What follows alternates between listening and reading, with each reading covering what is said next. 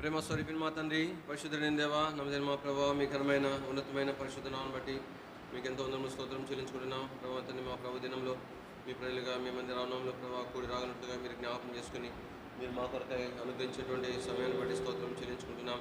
అపారమైన మీ కనికరము, మీ దయను బట్టి స్తోత్రంలో ఒకప్పుడు దూరస్తులుగా ఉంటుంది, శత్రువులుగా ఉంటుంది. ప్రభావించిన మా తండ్రి నిత్య నాశనమునకు ప్రభావ తండ్రి ఏడవబడుచుంటిమి. ప్రభావించిన మా తండ్రి దేవా పాతాళమునకు అమ్మబడిన వారిగా ఉంటుంది. ప్రభావ ఆయనను మీరు మమ్మల్ని జ్ఞాపకం చేసుకుని మీ ప్రేమగా బట్టి స్తోత్రం చెల్లించుకుంటున్నాం. మీ యొక్క దయాపూర్వకమైన సంకల్పం చొప్పున కాలం సంపూర్ణమైనప్పుడు ప్రభావ మీ ప్రియకుమారిని మా కొరకై ఈ లోకానికి మీరు పంపడానికి ఇష్టపడిన దాన్ని బట్టి స్తోత్రం చెల్లించుకుంటున్నాం. మా ప్రభు శిలువలో మా కొరకై అర్పించిన గొప్ప క్రయధనం బట్టి ప్రభావ మీరు పూజిస్తూ ఆరాధిస్తూ కనపరుస్తుంటున్నాం. ప్రభావ మరోసారి నిచ్చిన మా తండ్రి దేవా మీ దేవులమై మీ పాసనగా వస్తుంటున్నాం. ప్రభు దినం మీ పరిచయం అంతటిలో కావాల్సిన సమృద్ధిని మీ కృపను మీ సహాయము తోడ్పాటును మీరు అనుగ్రహించవలసిందిగా ప్రార్థన చేసుకుంటున్నాము. ప్రభావ మీ సన్ని రాగల మనబడి స్తోత్రములు మీ ఏర్పాట్లో ఉన్న వారిని కూడా మీరు జ్ఞాపం చేసుకుని కనికరించి కృపను కనపరచవలసిందిగా ప్రార్థన చేస్తుంటున్నాం. తండ్రి తెరవని ఆకాశం మాకు అనుగ్రహించము, మీ యొక్క ఆత్మీయ సంచారము మా మధ్యలో ఉంచవలసిందిగా మేము మీకు ప్రార్థన చేస్తుంటున్నాం. ప్రభావ నిచ్చిన మాత్రం నిలబడేటువంటి ప్రభావ తండ్రి వర్తమానికులైన మీ దాసులైన వారిని జ్ఞాపం చేసుకున్నాము. మీరు అభిషేకించి ప్రభావ తండ్రి బలపరిచి వాడుకోవాల్సిందిగా ప్రార్థన చేస్తుంటున్నాం.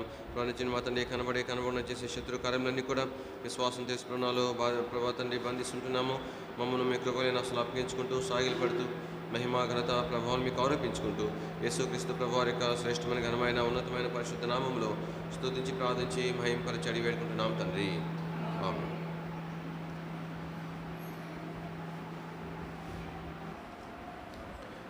జాన్స్టన్ బ్రదర్, తర్వాత మాణిక్రావు బ్రదర్ అని దయచేసి పాటలకి. పాట సంఖ్య 195 పాట, పాత పుస్తకాల్లో 193.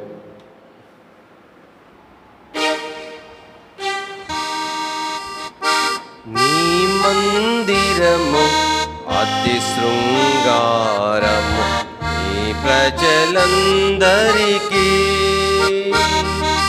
మహిమా తేజస్సు మెండుగా నింపి నూతన పరచుదేవా. మహిమా తేజస్సు మెండుగా నింపి నూతన పరచుదేవా. నీ రక్తము చిందించి నూతన జన్మమునిచ్చి, నీ రక్తము చిందించి నూతన జన్మమునిచ్చి, స్వాస్థ్యముగా మమ్ము చేసి నీ మందిరమున నిలిపి, స్వాస్థ్యముగా మమ్ము చేసి నీ మందిరమున నిలిపి, పొదువలయందు కృప చూపించి తృప్తిగా పోషించితివి. పొదువలయందు కృప చూపించి తృప్తిగా పోషించితివి.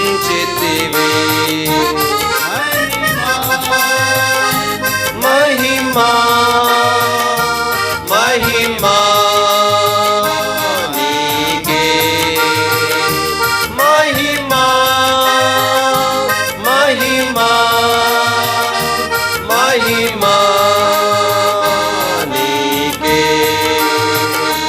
నీ మందిరము అతి శృంగారము, నీ ప్రజలందరికీ మహిమా తేజస్సు మెండుగా నింపి నూతన పరచుదేవా. మహిమా తేజస్సు మెండుగా నింపి నూతన పరచుదేవా. నీ మందిరములో నిత్యము వసించి వాతిల్లెదము. నీ మందిరములో నిత్యము వసించి వాతిల్లెదము.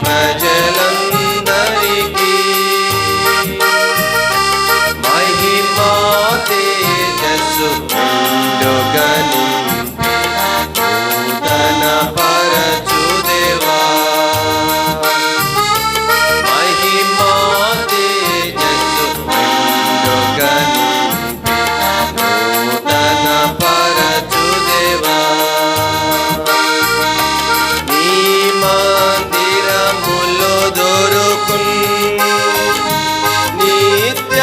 నిత్యానందము నిరతం నీ మందిరములో దొరుకున్ నిత్యానందము నిరతం శోధన శ్రమలయందు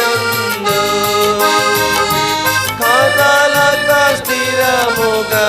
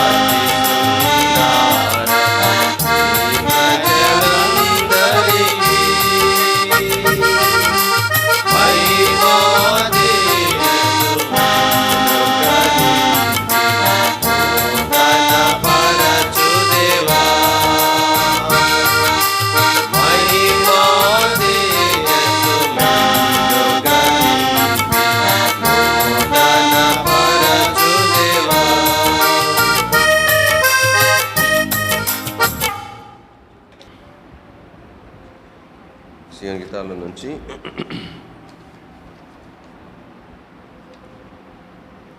157వ పాట. కొత్త పుస్తకాల్లో, పాత పుస్తకాల్లో 155.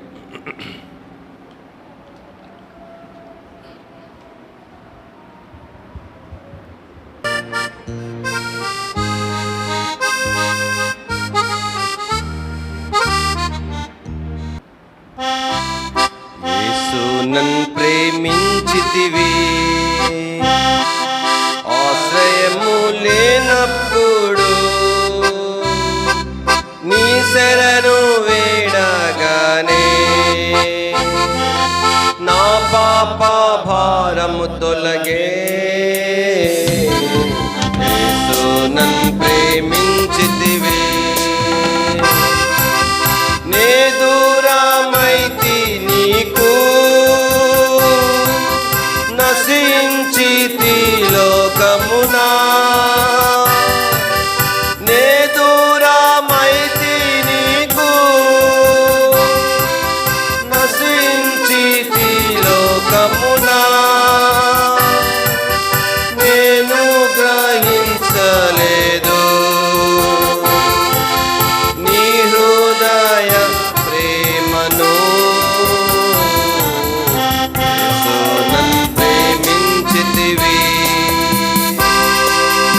ఆశ్రయము లేనప్పుడు నీ శరణు వేడగానే నా పాప భారము తొలగే. యేసు నన్ను ప్రేమించితివి, నే తలచాలేదెప్పుడు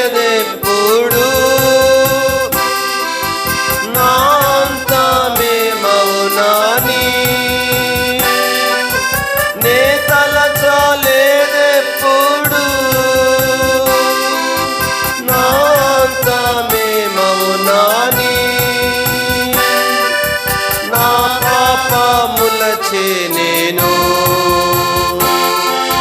నిన్ను విసిగించి తిని. నన్ను ప్రేమించితివి, ఆశ్రయము లేనప్పుడు నీ శరణు వేడగానే నా పాప భారము తొలగే.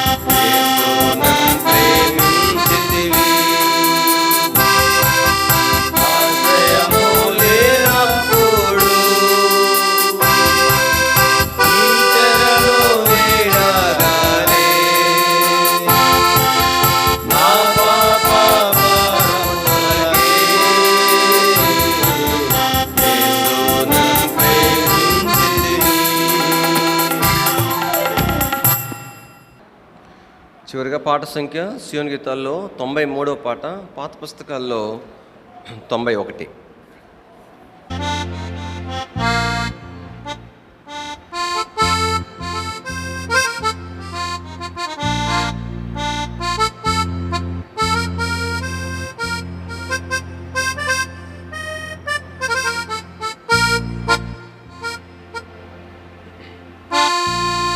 ఆశించుము ప్రభు యేసు పాదములను, ఆశించుము ప్రభు యేసు పాదములను, వాసిగా పాపులాకాశ్రయములవి, వాసిగా పాపులాకాశ్రయములవి.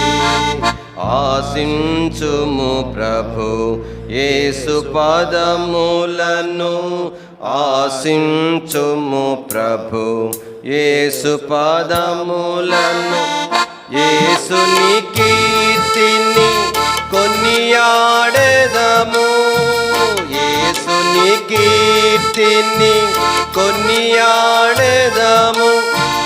యేసుని ప్రేమ చాటించెదము, యేసుని కీర్తిని కొనియాడెదము. యేసుని ప్రేమ చాటించెదము. యేసుని నామం వేమన జయము, యేసుని నామం వేమన జయము. ఆశించుము ప్రభు యేసు పాదములను, ఆశించుము ప్రభు యేసు పాదములను. యేసే ప్రేమ, యేసే రక్షణ, యేసే ప్రేమ, యేసే రక్షణ, యేసే జ్యోతి, యేసే జీవం. యేసే ప్రేమ, యేసే రక్షణ, యేసే జ్యోతి, యేసే యేసు ప్రభునకే స్తుతియు మహిమా, యేసు ప్రభునకే స్తుతియు మహిమా. ఆశించుము ప్రభు యేసు పాదములను, ఆశించుము ప్రభు యేసు పాదములను. సుజనుండేసుని భజనలు చేసి, సుజనుండేసుని భజనలు చేసి, నిరతం వాయన స్మరణము చేసి, సుజనుండేసుని భజనలు చేసి, నిరతం వాయన స్మరణము చేసి. ధన్యుండేసే అని పాడుమా, ధన్యుండేసే అని పాడుమా. ఆశించుము ప్రభు యేసు పాదములను, ఆశించుము ప్రభు యేసు పాదములను. సార్వత్రికము తన సృష్టియే, సార్వత్రికము తన సృష్టియే, తన వారికి కృపానిధియే. సార్వత్రికము తన సృష్టియే, తన వారికి కృపానిధియే. తన ప్రేమను మరువగబోకు, తన ప్రేమను మరువగబోకు. ఆశించుము ప్రభు యేసు పాదములను, ఆశించుము ప్రభు యేసు పాదములను. యేసు పాదముల చేరి స్తుతించు యేసు పాదముల చేరి స్తుతించు ఆత్మ ప్రాణ శరీరమునర్పించు యేసు పాదముల చేరి స్తుతించు ఆత్మ ప్రాణ శరీరమునర్పించు యేసుని నీదు ప్రభువుగా నించి యేసుని నీదు ప్రభువుగా నించి ఆశించుము ప్రభు యేసు పాదములను ఆశించుము ప్రభు యేసు పాదములను వాసిగా పాపులాకాశ్రయములవే వాసిగా పాపులాకాశ్రయములవే ఆశించుము ప్రభు యేసు పాదములను ఆశించుము ప్రభు యేసు పాదములను. చివరిగా బైబిల్ పల్లె పాడుకుందామండి.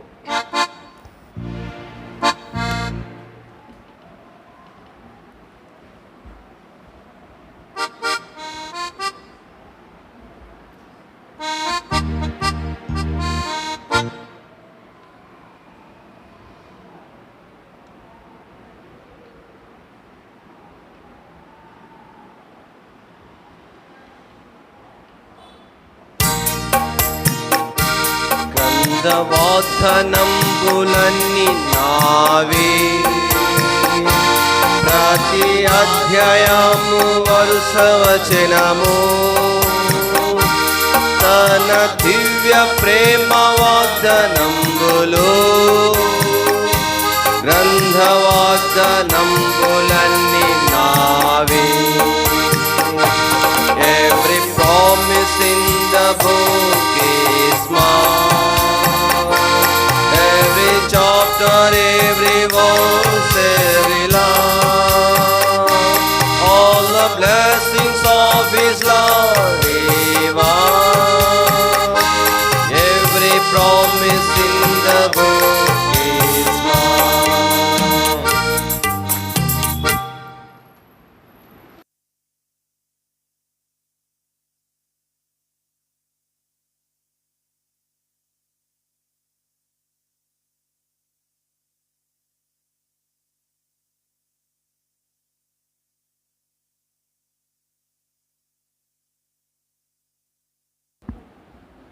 కూడి వచ్చిన మీ అందరికీ ప్రభువైన యేసుక్రీస్తు నామములో శుభములు వందనములు తెలియజేస్తున్నాను. ఈ దినం బెత్లెహేములో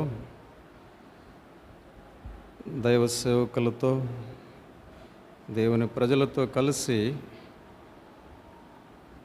మేము కూడా ప్రభుని స్తుతించినట్లు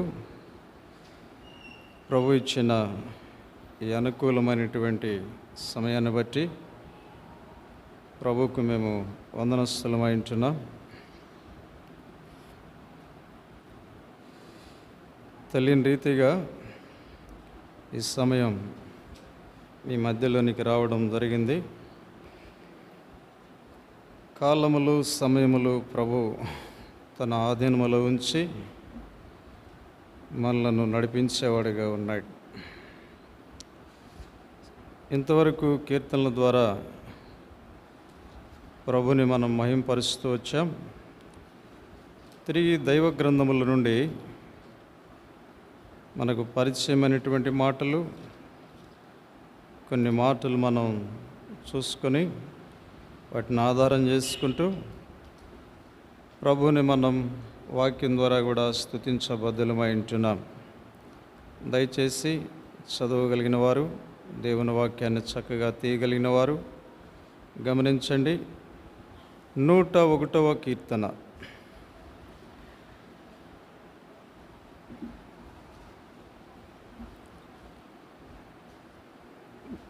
మొదటి వచనాన్ని అందరము కలిసి చదువుకుందాం. 101వ కీర్తన మొదటి వచనం కలిసి చదువుకుందాం.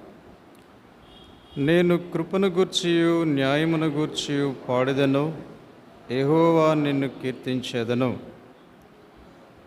ప్రభు తన వాక్య భాగాన్ని కుడి వచ్చిన మనందరికీ, రావలసిన వారికి కూడా ప్రభు దీవెనకరంగా చేయునుగాక.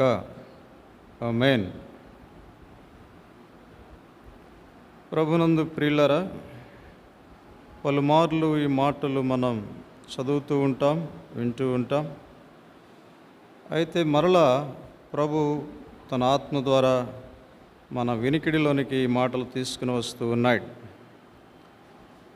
భక్తుడు మనకంటే ముందుగా ఉన్నటువంటి మన పితరులైన వారు కృపను గూర్చి పాడుతున్నట్లుగా మనం చూస్తున్నాం. అంటే వారి జీవిత యాత్రలో దేవుని కృప ఎట్టిదో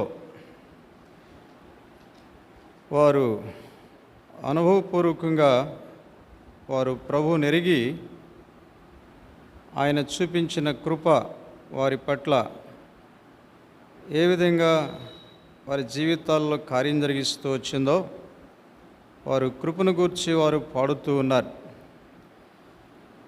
కనుక అనుదినము మన జీవితాల్లో కూడా మనం ప్రయాణంలో ఉన్నా, పనుల్లో ఉన్నా, కుటుంబంతో కలిసి ఉన్నా, సంఘంతో కలిసి ఉన్నా, ఆయన కృపను గూర్చి పాడడం అనేది చాలా ప్రాముఖ్యమైనటువంటి విషయం ప్రియులారా. కనుక ఎప్పుడు కూడా మనం దేవుని కృపను గూర్చి పాడుతూ ఉండాలి. ఎందుకంటే లోకములో అనేకులకు లేనటువంటి ఈ కృప మనకు ప్రసాదించబడింది ప్రియులారా. అయితే దేవుని కృప ఎట్టిదో మన పితరులు ఎరిగి వారు పాడుతూ ఉన్నారు. చూడండి, దేవుని వాక్యములో నుండి 23వ కీర్తన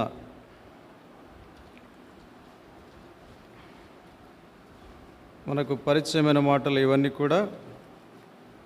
23వ కీర్తన 6వ వచనాన్ని చదువుకుందాం. అందరం చదువుదాం. నేను బ్రతుకు దినములన్నీయు కృపాక్షేమములే నా వెంట వచ్చును. చిరకాలము యెహోవా మందిరములో నేను నివాసము చేసేదను. ప్రియులరా, మన పితరుడు తాను ఏ విధంగా ఈ వచనములో మాట్లాడుతున్నాడో మనం చూస్తున్నాం. నేను బ్రతుకు దినములన్నీయు కృపాక్షేమములే నా వెంట వచ్చును. కనుక ఈ లోకములో మనం బ్రతకాలి అంటే మనకు కావలసింది ఏమిటంటే కృప, దేవుని కృప. ఈ కృప అనేది ప్రతి మానవునికి అనుగ్రహించబడతా ఉంది ఉచితముగా.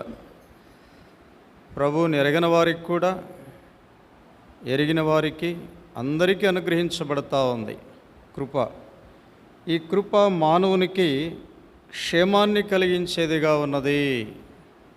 అందుకే వచనములో మనం చూస్తున్నాం, కృపాక్షేమములే నా వెంట వచ్చును. అంటే కృప లేకుండా మనలో ఎవరికి క్షేమం అనేది లేదు. ఈనాడు మనం క్షేమంగా ఉన్నాము అంటే ఎలా క్షేమంగా ఉన్నాం? చాలామంది మనల్ని మరి ఎవరితోనైనా మనం ఫోన్ మాట్లాడేటప్పుడు బ్రదర్ బాగున్నారా అంటారు. బాగున్నారా అంటే ప్రభు బిడ్డలంగా మనం ఇచ్చే ఆన్సర్ ఏంటి? ఏమంటాం సహజంగా? చాలా అరుదుగా అంటారు ఆ మాట. ఏ మాట? దేవుని కృపను బట్టి బాగున్నామనే మాట చాలా అరుదుగా వినబడతా ఉంటుంది దేవుని ప్రజల్లో. కానీ సహజంగా మన నోటి నుండి వచ్చే మాట ఏంటంటే బ్రదర్ బాగున్నారంటే బాగున్నామంటారు. కానీ దేవుని కృపను బట్టి బాగున్నాము అనేది మాట్లాడేవారు ఎవరంటే ఆ కృప ఎట్టిదో గ్రహించిన వారు మాత్రమే ఈ మాట పలుకుతూ ఉంటారు. కనుక గ్రహించవలసిన విషయం ఏంటి అంటే ఈనాడు మనం క్షేమంగా ఉన్నామంటే కారణం ఏంటి? దేవుని కృపను బట్టే మనము క్షేమంగా ఉన్నాం. అందుకే భక్తుడు అంటాడు, మాకు కాదు యెహోవా, మాకు కాదు, నీ కృపా సత్యములను బట్టి మీ నామమునకే మహిమ కలుగునుగాక అని మన పితరులు ఆ రీతిగా ప్రభుని సేవిస్తూ వచ్చినారు. కనుక ఈ ఉదయకాలం మనం గ్రహించవలసిన గంభీరమైన విషయం ఏంటి అంటే, ఎటువంటి కృప నీకు నాకు మనందరికీ ప్రభు అనుగ్రహించాడంటే, క్షేమాన్ని కలిగించేటువంటి కృప ప్రభు మనకు అనుగ్రహించాడు.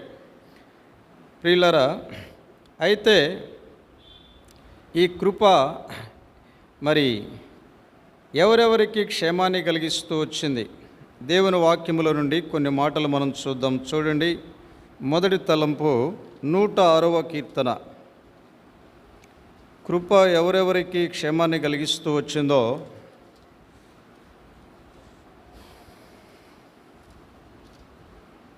106వ కీర్తన దయచేసి 4వ వచనం చదవండి. ఎవరైనా నెమ్మదిగా స్పష్టంగా చదవండి. ఎల్లవేళలా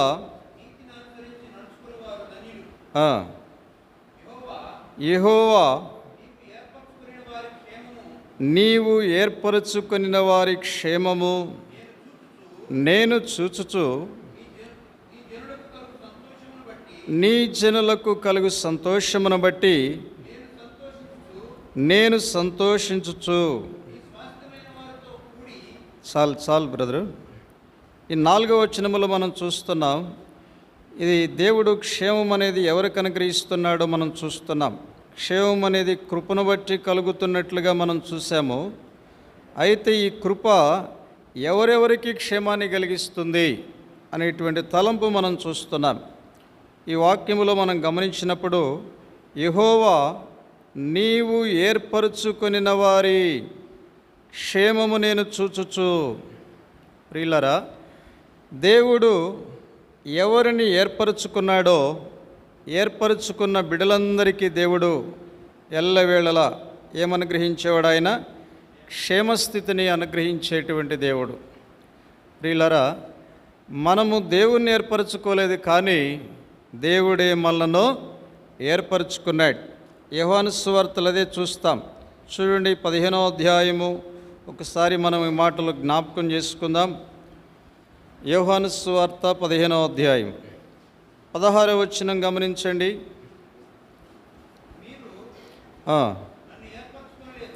చాలు, మీరు నన్ను ఏర్పరచుకొనలేదు. ప్రియులారా, మనము దేవుణ్ణి ఏర్పరచుకోలేదు, కానీ తిరిగి ఈ వచనములో మనం చూస్తే 19వ వచనం,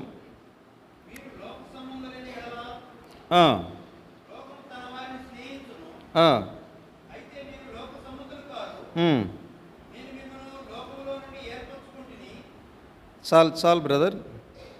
ఈ వచనాల్లో మనం చూస్తున్నాం 16వ వచనములో మీరు నన్ను ఏర్పరచుకొనలేదు. 16 చివరిలో ఉంది, నేను మిమ్మును ఏర్పరచుకొని నియమించితిని. ఎక్కడి నుండి దేవుడు నిన్ను నన్ను ఏర్పరచుకున్నాడు? 19లో మనం చూస్తూ వచ్చాం, నేను మిమ్మును లోకములో నుండి ఏర్పరచుకుంటుని. ఒకప్పుడు మనం ప్రభు యొద్దకు రాకమునపు లోక సంబంధమైన జీవితంలో మనం జీవిస్తూ వచ్చాం.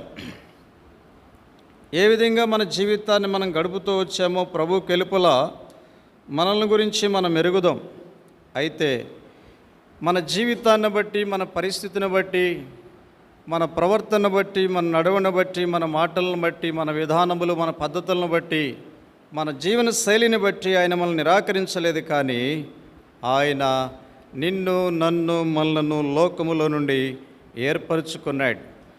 ఏర్పరచుకున్నట్ల ఉద్దేశం ఏంటి అంటే, మనం చూస్తాం కదా 106వ కీర్తన 4వ వచనములో, దేవుడు ఏర్పరచుకుని వారికి ఏమిస్తాడంట? ఆయన క్షేమాన్ని కలగజేసేటువంటి దేవుడు. ప్రియులారా, నిజంగా ప్రభు మనల్ని ఏర్పరచుకోనకపోతే ఈనాడు మనం బెత్లెహేములోనికి వచ్చేవారమో కాదు. ఈనాడు బెత్లెహేములో దేవుని సన్నిధిలో దేవుని దాసులతో, దేవుని ప్రజలతో కలిసి ఈనాడు మన కుటుంబంగా దేవుని సేవిస్తున్నామంటే ఇది ఎవరి ఏర్పాటు? ఇది దేవుడు మన కొరకు చేసిన చక్కని ఏర్పాటు. ప్రియులరా, కనుక దేవుని వాక్యములో మనం చూస్తున్నాం, ఈ కృప అనేది ఎవరెవరికి క్షేమాన్ని కలిగిస్తుందో మనం చూస్తున్నాం. మొదటిగా మనం చూస్తూ వచ్చాం, ఆయన ఏర్పరచుకొనిన వారికి దేవుడు ఎప్పుడు ఏమిచ్చేవాడు? క్షేమాన్ని కలగజేసేవాడు. ఏర్పరచుకున్న బిడ్డల్లో కొన్నిసార్లు ప్రతికూల పరిస్థితులు సంభవించవచ్చు. పరిస్థితులు నీకు వ్యతిరేకంగా ఉండవచ్చు. కుటుంబంలోనూ, లేక సంఘములోనూ, లేక వెలుపల, లేక నువ్వు పనిచేసే స్థలాల్లో, నువ్వు ఉద్యోగం చేసే స్థలాల్లో, చదువుకునే స్థలాల్లో, వ్యాపారం చేసేటువంటి స్థలాల్లో, కొన్ని సమయాల్లో, కొన్ని సందర్భాల్లో పరిస్థితులు నీకు అనుకూలంగా ఉండకుండా ప్రతికూలంగా ఉండవచ్చు. ప్రతికూల పరిస్థితుల్లో కూడా నువ్వు దేవుని చేత ఏర్పరచబడిన వ్యక్తివి కనుక ఆయన తప్పకుండా నీకేమిస్తాడు? క్షేమస్థితిని దేవుడు కలగజేస్తాడు. ఎందుకంటే మనం ఆయన ఏర్పరచుకోలేదు, ఆయనే మనలను ఏర్పరచుకున్నాడు. ఎందుకు ఏర్పరచుకున్నాడంటే క్షేమాన్ని కలగజేయడానికి దేవుడు మనలను ఏర్పరచుకున్నాడు. ఏర్పరచుకున్న బిడ్డలకు ఎప్పుడు కూడా దేవుని కృప వెంటాడుతూ ఉంటుంది. దేవుని కృప వారిని విడిచి పోదు, వారితో ఉంటుంది దేవుని కృప. తిరిగి రెండవదిగా దేవుని వాక్యములో మనం చూస్తాం. చూడండి 37వ కీర్తన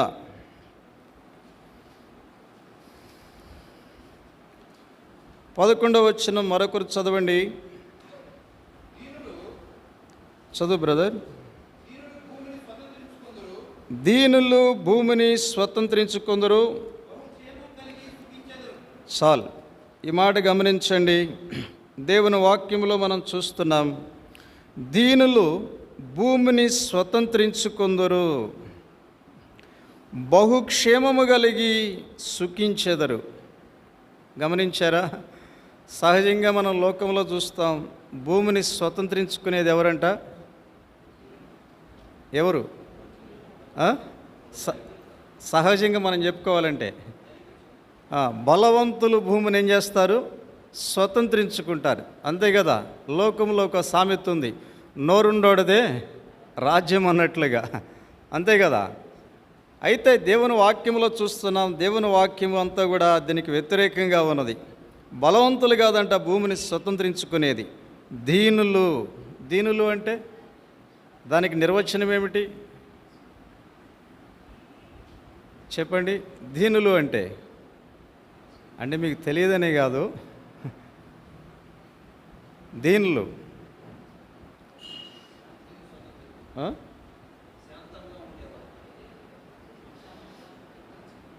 దీనులు అంటే ఎదుటి వ్యక్తి పట్ల నమ్రత, సాత్వికము, వినయము, విధేయత. లోకంలో కొన్ని ఉన్నాయి కదా, గురువు దైవము అని. ఏమున్నాయి? గురువుకి ఇచ్చే దైవం గురువుకి ఇవ్వాలంట, దైవానికి ఇచ్చే గౌరవం దైవానికి, పెద్ద చిన్న అని. ఎన్ని విచక్షణ జ్ఞానం కలిగిన వాళ్ళని ఏమంటారు? దీనులు. వారు ఎంత చదువుకున్నా కూడా, వారికి ఎంత ఉద్యోగం ఉన్నా కూడా, వారికి ఎంత ధనమున్నా కూడా, వారికి ఎంత సౌందర్యం, ఎంత బలమున్నా కూడా, లోకములో మంచి పేరు ప్రఖ్యాతులున్నా కూడా, వాళ్ళు ఎట్లుంటారంటే ఎంతో ప్రభువును బట్టి తమ్మును తాము తగ్గించుకొని ఎంతో వినయ విధేయతలు కలిగి వారు ఉంటారు. అట్టివారంట భూమిని స్వతంత్రించుకొందరు. స్వతంత్రించుకోవడమే కాకుండా అలాంటి వారికి దేవుడేమిస్తాడంట? బహుక్షేమము. మామూలు క్షేమం కాదు, బహుక్షేమము. క్షేమం ఉంటేనే మనిషికి సుఖం దొరికేది. క్షేమం లేకుండా ఏం లేదు, సుఖం అనేది లేదు. కనుక నీ జీవితంలో సుఖం కావాలి అంటే ఏది ప్రాముఖ్యమంట? దీన మనస్సు, దీనత్వము అనేది చాలా ప్రాముఖ్యమైనది. అంటే దీనులైన వారంటే ప్రభువుకు అంత ఇష్టం. అదే దేవుని వాక్యంలో మనం చూస్తాం, సింహాసనము నుండి బలవంతులైన వారిని దేవుడు పడద్రోసి ఎవరిని ఎక్కించాయంట? దీనులైన వారిని ఎక్కించాయంట. ఎందుకంటే దేవుని వాక్యంలో మనం చూస్తాం, ఆయన దీనులను లక్ష్య పెట్టేటువంటి దేవుడంట. ఆయన దూరం నుండి గర్విష్ఠులను బావుగా ఎరుగునంట. ఆయన దీనులైన వారిని ఏం చేసేవాడు? ఆయన లక్ష్య పెట్టేటువంటి దేవుడు. ప్రభువు కూడా ఆయన కలిగిన స్వరూపాల్లో ఒక స్వరూపం ఏంటి అంటే, నేను సాత్వికుడును, దీన మనస్సు కలిగిన వాడును. ప్రభు కలిగిన పోలికలు ఇది ఒక పోలిక కనుక దీనులంటే ప్రభు ఇష్టపడతాడు. కనుక వారికి దేవుడు ఎప్పుడు కూడా బహు క్షేమాన్ని కలగజేస్తాడు. దేవుడిచ్చిన క్షేమాన్ని బట్టి వాళ్ళు ఏం చేస్తారంట, సుఖించేవారిగా ఉంటారు. ఒకప్పుడు మన జీవితంలో అయితే మరి అసలు దీనత్వం అంటే ఏమిటో తెలియని వారం, ఆ పదానికి అర్థం అంటే ఏమిటో తెలియని వారం. ఒకప్పుడు మనము ఎంతో గర్వముతో, అహంకారముతో, అతిశయముతో నింపబడిన వారం.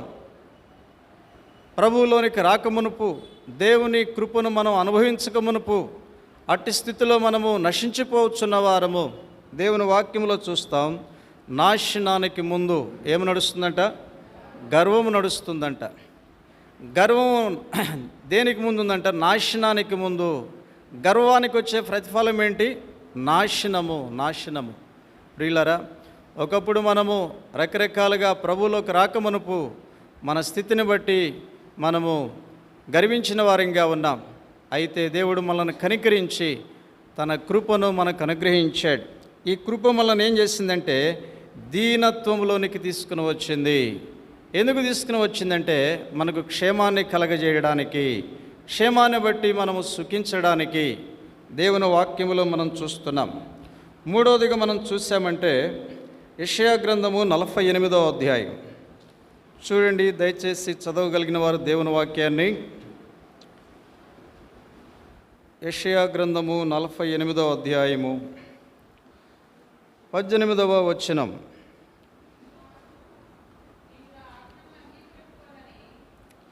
నీవు నా ఆజ్ఞలను ఆలకింపవల్లని నేనెంతో కోరుచున్నాను.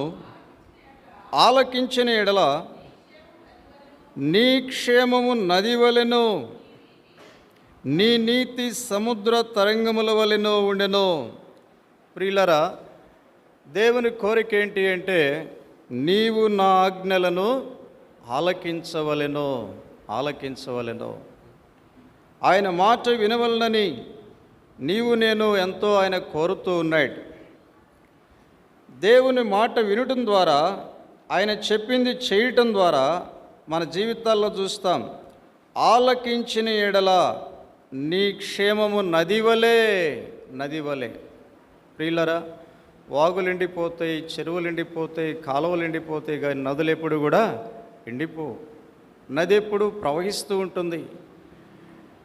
హరితిగా దేవుడు నది వలె మన యొద్దకు క్షేమాన్ని ఆయన రాజేసేటువంటి దేవుడు.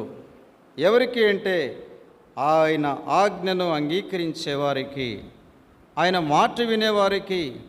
ఒకప్పుడు మనము దేవుడంటే ఏమిటో తెలియని వారం, ఆయన ఆజ్ఞలంటే ఏమిటో తెలియని వారం, ఆయన మాట, ఆయన వాక్ అంటే ఏమిటో తెలియని వారం. అట్టి స్థితిలో ఉన్న మనలకు దేవుడు తన కృపను ప్రసాదించాడు. ఈ కృప ఏం చేసింది అంటే ఈనాడు దేవుడెవరో మనం తెలుసుకుని ఆయన మాటకు విధేయత చూపేటువంటి స్థితిలోనికి మనను తీసుకుని వచ్చింది దేవుని కృప. ఆయన మాట వినటం ద్వారా దేవుడు మనకు నది వలె క్షేమాన్ని ఆయన మన యొద్దకు రాజేసేటువంటి దేవుడనే మాట మనం చూస్తున్నాం. తిరిగి మనం 4వదిగా చూసినట్లయితే 35వ కీర్తన గమనించండి. 35వ కీర్తన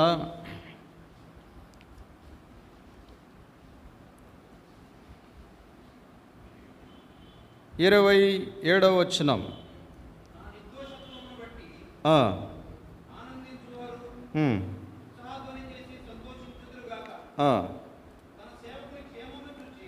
తన సేవకుని క్షేమమును చూచి ఆనందించు యెహోవా గణపరచబడునుగాక అని వారు నిత్యము పలుకుదురు. ఎవరంట గణపరచబడేది? ఈ వచనములో మనం చూస్తున్నాం. తన సేవకుని క్షేమమును చూచి ఆనందించు యెహోవా. తన సేవకుడు అంటే ఎవరు? సేవకుడు అంటే ఎవరు? మనం అనుకుంటాం ప్రసాదన్నే సేవకుడు అనుకుంటాం, అంతేనా? అసలు సేవ అంటే ఏమిటి? సేవ లోకములో దేవుని ఎరిగిన వారికి కూడా రకరకాల సేవలు చేస్తూ ఉన్నారు. అన్నదానం అనే సేవ చేస్తున్నారు, చేయట్లా? కొన్ని ట్రస్టులు పెట్టి భోజనం లేని వారికి, పేదవారికి ఆహారాన్ని పెడతా ఉన్నారు. కరోనా సమయంలో మరి ఎంతోమంది చనిపోయినారు. కుటుంబ సభ్యులు చనిపోయినా కూడా కనీసం కుటుంబ సభ్యులను తీసుకుని వెళ్ళి అంతిమ కార్యక్రమం చేయడానికి కూడా కుటుంబ సభ్యులు రానివారు ఉన్నారు కదా. అలాంటి తరుణంలో ఆ కరోనాలో చనిపోయినటువంటి వారిని కొంతమంది ఎవరో తెలియదు వారు సేవా దృక్పథంతో వాళ్ళే తీసుకుని వెళ్ళి వాళ్ళే చేయవలసిన అంతిమ కార్యక్రమాలన్నీ చేశారు. కరోనా సమయంలో డాక్టర్లు కూడా, నర్సులు కూడా ఎంతో తెగించి ప్రాణాలకు ప్రజలకు ఏం చేశారు? సేవ చేశారు. ప్రియులరా, సేవ చేసేవారంటే ఇష్టం ఎవరికి? దేవునికి. ఎదుటి వ్యక్తికి సహాయము చేయటం, ఎదుటి వ్యక్తిని ఆదరించడం, ఎదుటి వ్యక్తిని ప్రేమించడం, ఎదుటి వ్యక్తి యొక్క కష్ట సుఖాల్లో పాలు పంచుకోవడం, ఎదుటి వ్యక్తికి మన ద్వారా నెమ్మదిని కలిగించడం. ప్రియులరా, చూడండి, ఈ సేవా దృక్పథం అనేది ప్రభు అంగీకరించేది. ఇప్పుడు మనం ఉన్న మందిరంలో కూర్చున్నాం, ఈ చాపలన్నీ మనమే వేసామంటారా? చైర్లో మనం కూర్చున్నాం, చైర్లన్నీ మనమే వేసామంటారా? ఎవరో మన కొరకు సేవ చేశారు. ఇవన్నీ సేవ చేస్తేనే వారి సేవలో మనం ఏమవుతున్నాం? పాలిభాగస్థలముగా చేయబడుతున్నాం. చూడండి, మేము వచ్చేసరికి బ్రదరు బండి మీద వాటర్ క్యాన్ తీసుకుని వస్తూ ఉన్నాడు. ఆయన ఒక్కరే తాగుతారా? వచ్చిన మనం అందరం కూడా అవి తాగుతూ ఉంటాం. ఏంటి అంటే సేవా దృక్పథం. కనుక దేవుని వాక్యంలో మనం చూస్తున్నాం, సేవా దృక్పథం కలిగిన వారికి దేవుడు ఎప్పుడు కూడా ఏమిస్తాడంట? చెప్పండి, ఏమిస్తాడు? తన సేవకుని క్షేమమును చూచి ఆనందించు యెహోవా ఘనపరచబడునుగాక. దేని బట్టి ఘనపరచబడాలి? మన పెదవులను బట్టి కాదు. ప్రభు ఘనపరచబడవలసింది మనం చేసే సేవ, ఆయన కొరకు చేసేటువంటి పని, ఏ విధంగా ఆయన పనిలో, ఆయన పరిచర్యలో మనం పాలిభాగస్థలం అవుతున్నామో దాన్ని బట్టి దేవుడు మనకేమిస్తాడు? క్షేమస్థితిని అనుగ్రహిస్తాడు. దాన్ని బట్టి ప్రభు ఘనపరచబడతాడు. దేవుని వాక్యంలో చూస్తున్నాం. 4వదిగా మనం చూస్తే, తన సేవకుల యొక్క క్షేమమును చూచి దేవుడు ఏం చేస్తాడంట? ఆనందిస్తాడు. అంటే సేవా దృక్పథం కలిగిన వారందరికీ దేవుడు ఎప్పుడు కూడా ఏం కలగజేస్తాడు? క్షేమాన్ని కలగజేస్తాడు. కనుకనే ప్రభువారు, యేసు ప్రభువారు ఈ లోకంలో ఉన్నప్పుడు 3.5 సంవత్సరములు ఆయన ఏం చేశాడు? చెప్పండి, ఏం చేశాడు? ఆయన సేవ చేశాడు. ఎంత సేవ చేశాడు? దేవుని వాక్యంలో ఉంది, పరిచారము చేయించుకున్నట్టుకు ఆయన రాలేదు, కానీ పరిచారము చేయుటకును. ఎటువంటి పరిచారం చేశాడు? ఆయన ప్రభు అయ్యుండి తన్ను తాను తగ్గించుకుని శిష్యుల పాదములు కడిగి వాటిని తుడిచినట్లుగా దేవుని వాక్యములో మనం చూస్తామన్నమాట. కనుక ఉదయకాలం గ్రహించవలసిన విషయం ఏంటి అంటే, ఒకప్పుడు దేవుని సేవ అంటే, దేవుని పని అంటే మనకు తెలియదు, దాని విలువ తెలియనటువంటి స్థితిలో మనం ఉన్నవారం. ప్రియులరా, మరి సేవ చేసేవారిని ఇప్పటికీ నేటికి దేవుని ఇంటిలో పనిచేసేవారిని కొందరు చులకనగా చూస్తూ ఉంటారు. ఎవరిని? సంతోషించరు. మనం చేయకపోయినా వాళ్ళు చేస్తున్నారులని సంతోషించకపోగా వాళ్ళు ఏం చేస్తూ ఉంటారు? సంఘంలో అంటే 3 రకాల ప్రజలు ఉంటారంట. అమ్మా, ఎన్ని రకాల ప్రజలు? 3 రకాల ప్రజలు ఉంటారంట. మొట్టమొదటి రకం ఏంటి అంటే, వాళ్ళు దేవుని ఇంటిలో ఏమన్నా కార్యక్రమాలు జరుగుతూ ఉంటే వారంట, మేము డబ్బులు ఇస్తాము, పని మాత్రం మేము చేయలేము అంటారంట. ఒక వర్గం. ఇంకొక వర్గం ఉంటారంట, మేము డబ్బులు ఇస్తాము, పని కూడా చేస్తాము అంటారంట. 3వ వర్గం మీరు చెప్పండి, మీకు అర్థమై ఉంటుంది అనుకుంటా. 3వ వర్గం, మేము డబ్బులు ఇవ్వము, పని కూడా చేయము. ఈ ముగ్గురిలో ఎవరు శ్రేష్టమైన వారు? ఎవరు మంచి దృక్పథం కలిగిన వారు? ఏం చెప్పరు? ఎవరి ముగ్గురిలో? డబ్బులు ఇస్తారు, పని కూడా చేస్తారు. ఏమిటి అంటే దేవుని కార్యం. డబ్బులు ఇవ్వడమే కాదు, మా సమయాన్ని కూడా, మా శక్తిని కూడా మేము ప్రభు సేవలో ఉపయోగించాలి అనేటువంటి దృక్పథం.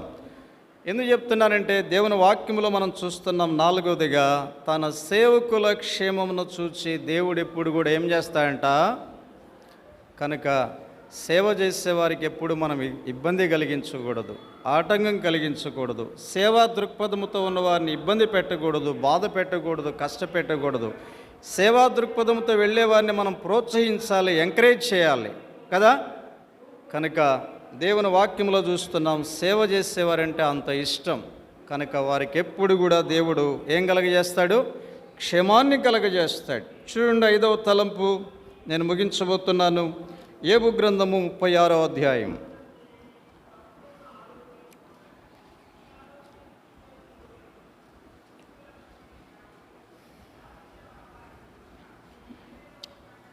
యోబు గ్రంథము 36వ అధ్యాయము 11వ వచనం చదవండి, లేక 10 నుంచి చదవండి అమ్మా.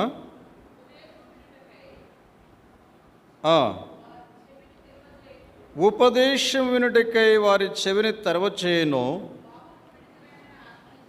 పాపము విడిచిరండని ఆజ్ఞ ఇచ్చును. వారు ఆలకించి ఆయనను సేవించిన ఎడల తమ దినములు క్షేమముగాను తమ సంవత్సరములను సుఖముగాను వెళ్ళబుచ్చెదరు. తర్వాత చూద్దాం. ఈ మాట గమనించండి.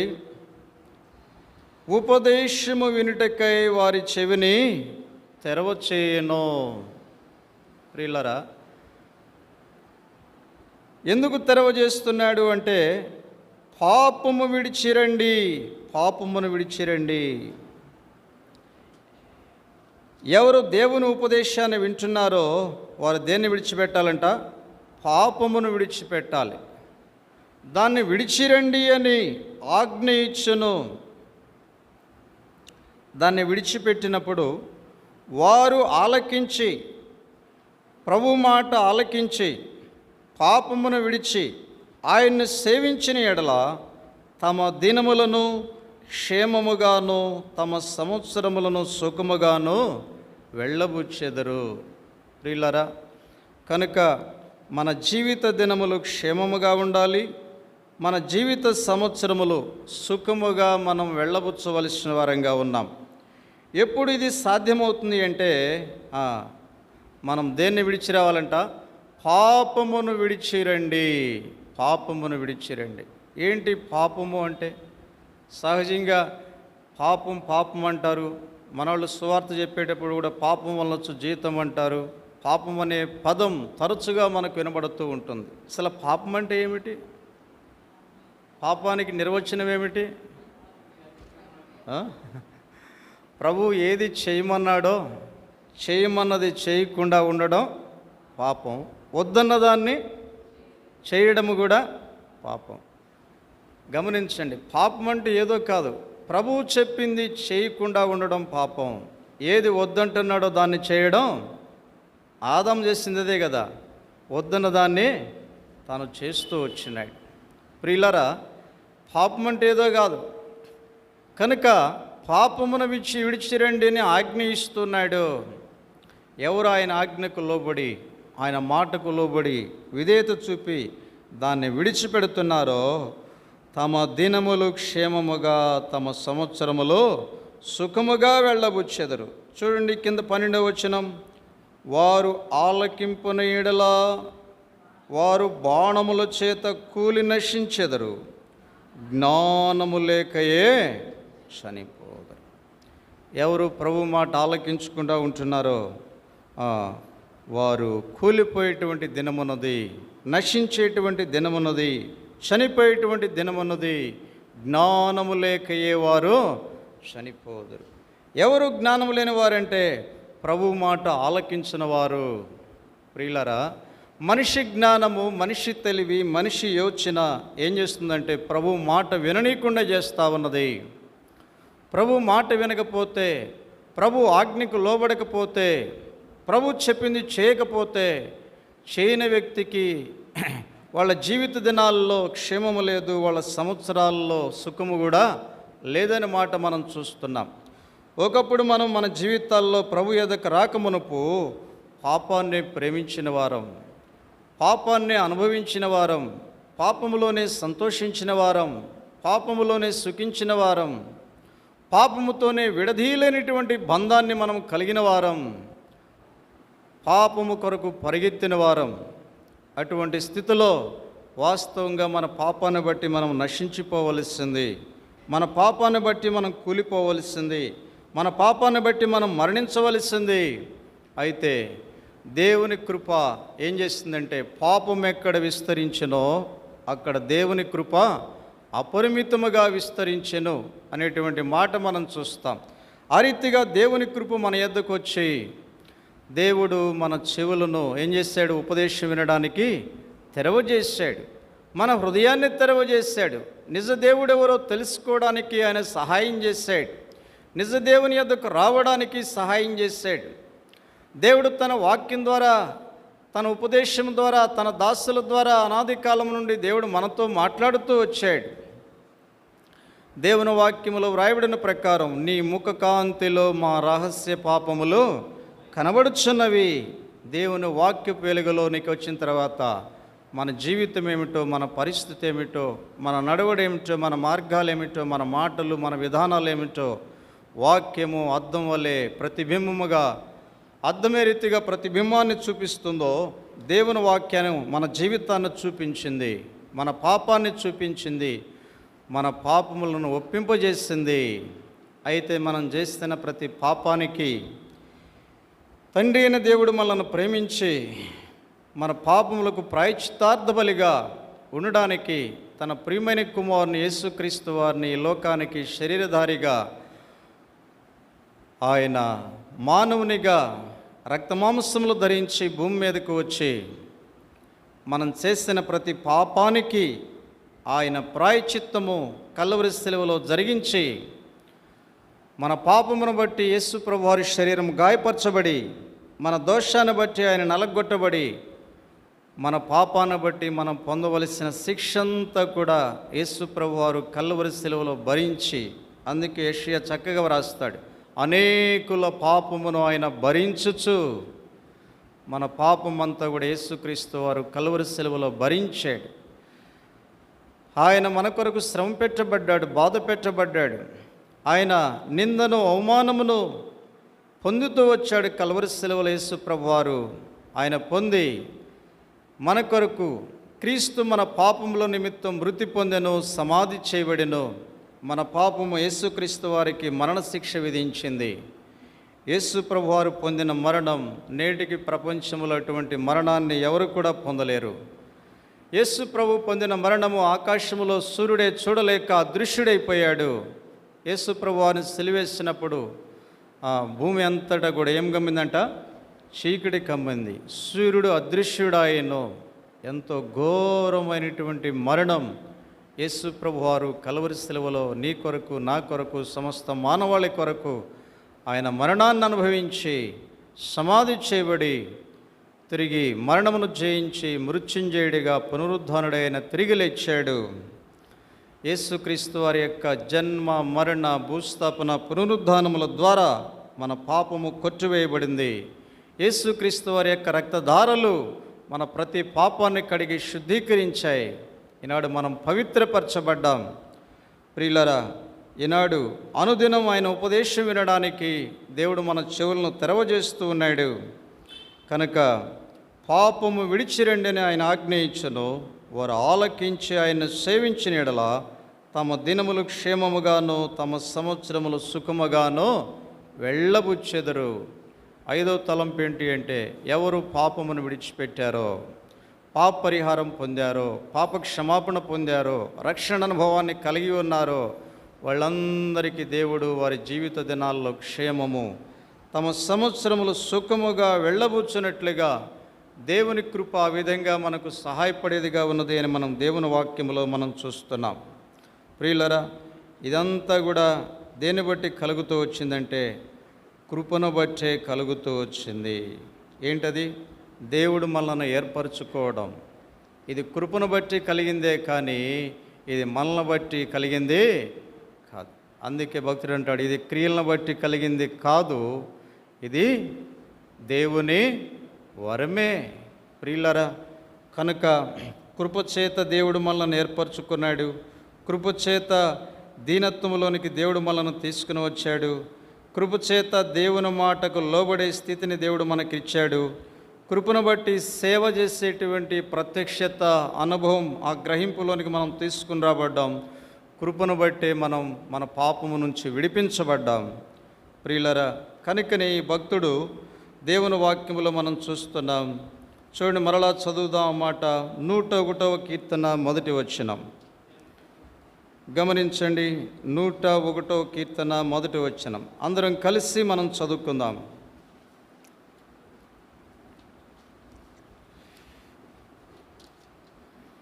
నేను కృపను గూర్చియు న్యాయమును గూర్చియు పాడెదను, యెహోవా నిన్ను కీర్తించెదను. ఎందుకు మనం దేవుణ్ణి కీర్తించాలో, ఎందుకు ఆయన కృపను గూర్చి మనం పాడాలో దేవుని వాక్యములో మనం చూసాం. 23వ కీర్తన 6వ వచనములో, కృపాక్షేమములే నా వెంట వచ్చును, నేను బ్రతుకు దినములన్నీయు. కనుక ఆ వ్యక్తి ఏం చేస్తున్నాడు? చిరకాలము యెహోవా మందిరములో నేను నివాసము చేసేది. చిరకాలం అంటే జీవించినంత కాలం, రాత్రైనా పగలైనా ఎప్పుడైనా నేను దేవుని సాన్నిధ్యములో ఉంటాను, ప్రభు సన్నిధిలో ఉంటాను, ప్రభును సేవించేటువంటి ప్రజలతో కలిసి నేను కూడా ఆయన సేవిస్తాను. ఇటువంటి గొప్ప ప్రత్యక్షత కృపను బట్టి మనకు అనుగ్రహించబడింది. ఈ అవకాశము కృపను బట్టి మనకు కలిగినట్లుగా వాక్యములో మనం చూస్తున్నాం. కృప లేకుండా మన జీవితాలకు ఏం లేదండి, క్షేమం అనేది లేదు. ఈ కృప అనేది మనందరికీ ఉచితముగా ప్రసాదించబడింది. ఆ కృపే మన ప్రభు అయిన యేసుక్రీస్తు వారు. యేసుక్రీస్తు వారు లేకుండా మన జీవితాలకి, మన కుటుంబాలకి, సంఘానికి క్షేమము లేనే లేదు. క్షేమమంతా కూడా యేసుక్రీస్తు ప్రభు ద్వారా మనకు అనుగ్రహించబడతా ఉంది. కనుక ఇటువంటి కృప నీకు నాకు మనందరికీ ప్రసాదించినటువంటి కృపను గూర్చి ఈ భక్తుడు చెప్పినట్లు, నేను నీ కృపను గూర్చియు న్యాయమును గూర్చియు పాడెదను, యెహోవా నిన్ను కీర్తించెదను. కనుక ఆ రీతిగా దేవుని కృప ఎటువంటి ప్రత్యక్షతలోనికి మనల్ని తీసుకుని వచ్చిందో మనం ఎరిగి కొద్ది మాటలు మనం మన అనుభవంలో ఉంచుకొని ఆత్మతో సత్యముతో ఆ రీతిగా ప్రభువును మనం ఘనపరచుదుముగాక. ఆమేన్. శివుని గీతాల్లో పాట సంఖ్య 160వ పాట పాడుకుందామండి. నిలబడి బ్రదర్స్ రండి దయచేసి. పాత పుస్తకాల్లో 158 శివుని గీతాలు, క్రొత్త ప్రతులు అయితే 160, పాతవి అయితే 158.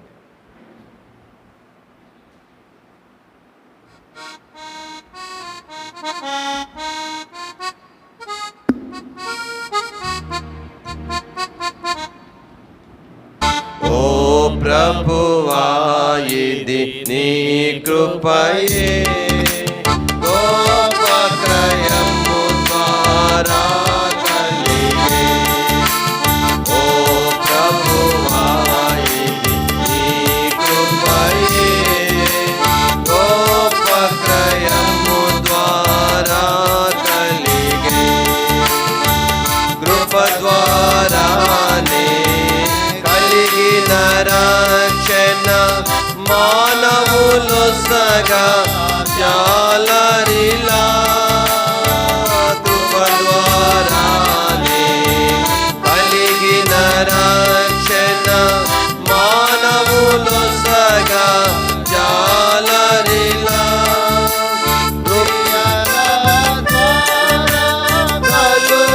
కలుగాలేదు క్రియల ద్వారా, కలుగాలేదు